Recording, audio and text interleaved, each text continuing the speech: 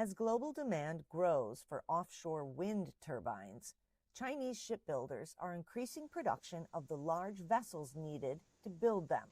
In the first 3 quarters of the year, China delivered 20 offshore wind installation vessels that can transport multi-ton components and install them on site.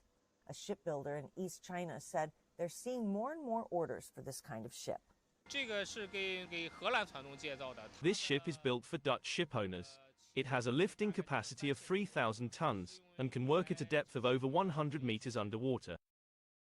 Data from the China Association of the National Shipbuilding Industry shows that as of October, there were roughly 37 global orders for offshore wind installation vessels, with Chinese shipyards building 90% of them.